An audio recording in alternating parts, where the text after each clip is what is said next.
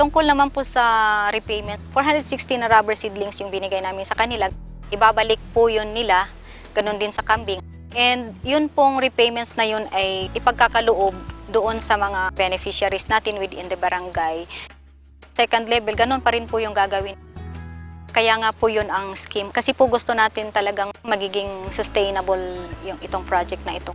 Ito po ay nakakatulong doon sa mga nangangailangan dito sa aming mga farmer dito sa Senator Ninoy Aquino, na kung saan po ay medyo kulang pa po ng pundo ang aming munisipyo. So malaki pong tulong ang naisagawa ng Bureau of Agricultural Research dito. Definitely makakatulong hindi lamang sa munisipyo na mag-uplift definitely ng standard of living ng lahat.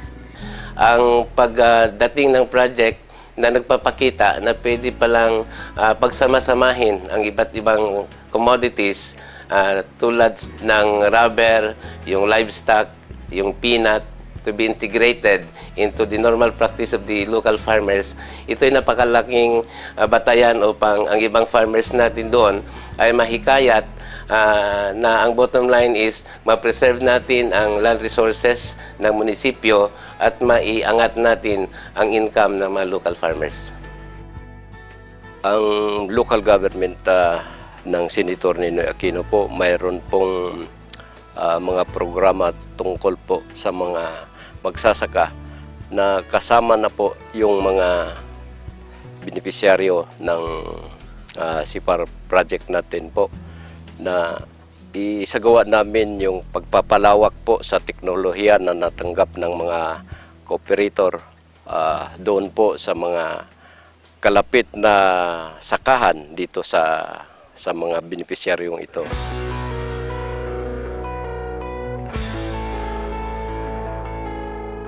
Gusto kong palaguin itong proyektong ibinigay sa amin, palawakin. Siyempre, dagdagan ko ang aking mga tanim at magbalik naman kami ng rubber seedling para palawakin, para ibigay naman sa iba. Ang aming plano sa proyekto ito, ipagpatuloy namin yung pag-maintain ng aming proyekto para sa aming mga anak at sa anak ng mga anak namin. If you observe, yung aming pong lugar ay basically agriculture-based talaga. So definitely, yun na nga ang main thrust ng aming municipal mayor is this focus more on agricultural programs and projects in which na makakatulong ito sa amin lahat kasi lahat kami dito mga magsasaka. And definitely po, we will be able to sustain this project. Yung aim namin is magbabaging ng more or less 1 million na rubber, kape, focus more on permanent crop for purposes of sustainability. Yung main objective nito is hindi lamang magiging limitado ang benepisyo doon sa ating 20 na first beneficiary nitong programa. So for purposes of expansion, I think the local government shall really allocate funds for that purpose. Ipagpatuloy po namin ang pagbigay ng technical assistance, ang pag-provide ng pundo para sa mga kailangang gastusin ng project. At alam po namin ang project scheme na ito'y i-expand on the payback scheme. Ibig sabihin is, ang maging produkto ng first line beneficiaries ay ipapasa sa second line beneficiaries at yan po ang provincial government ay makakatulong sa pagtutok at pag-supervise ng implementation ng scheme na ito. Nakikita natin na talagang malaki yung potential or yung effect ng ating SIPAR project dito sa Senator Ninoy Aquino.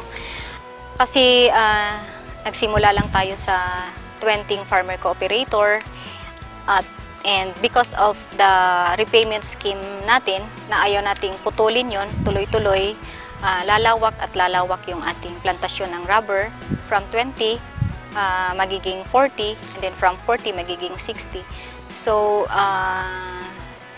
tinitingnan po natin na in the future, yung malawakang kalbong bukid ng Senator Ninoy Aquino, yung dating brown ay magiging green, yung dating maisan, mais lang po at saka upland rice ay magiging integrated na po siya.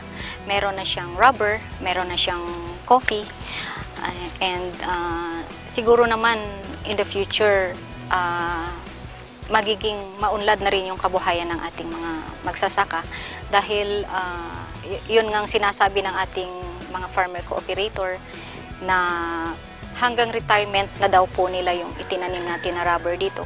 Kasi nga pag nag-umpisa na silang mag-tap, tuloy-tuloy na po yun ang kanilang production.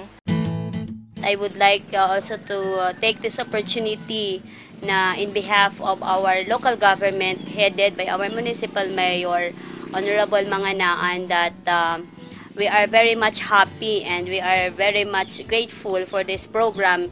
Malaki pong tulong ang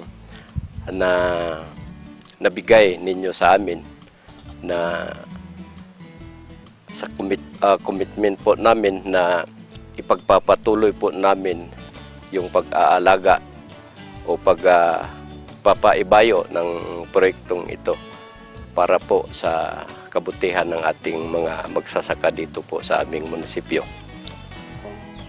Nagpapasalamat kami sa sponsor na nitong proyekto, sa CMEARC, sa CIPAR, sa DE, at higit sa lahat yung taga-BAR na nagbigay pundo sa amin. Pinasalamatan ko man yung aming LGU, provincial government, na siyang todo suporta sa amin. Gusto ko lang pong pasalamatan siguro unang-una na yung Bureau of Agricultural Research natin. Kasi without the CIPAR banner program ng ating Bureau of Agricultural Research, hindi tayo makakarating dito sa Senator Ninoy Aquino kung wala yung funds na binigay nila para sa CIPAR natin dito sa Senator Ninoy Aquino. At gano'n na rin po sa ating PLGU. Nagpapasalamat din po tayo sa ating municipal local government unit ng Senator Ninoy Aquino, particularly po doon sa Office ng Municipal Agriculturist, at gano'n na rin po sa ating mga farmer cooperators. Kasi kung hindi po sila nakipag-cooperate doon sa implementation ng ating project, ay hindi rin po magiging successful itong ating CIPAR project dito. And lastly po, sa ating Department of Agriculture, without also the support ng ating management, hindi rin po siguro magiging successful itong project na ito. And of course, sa ating Panginoon, giving us the strength, lakas ng loob, wisdom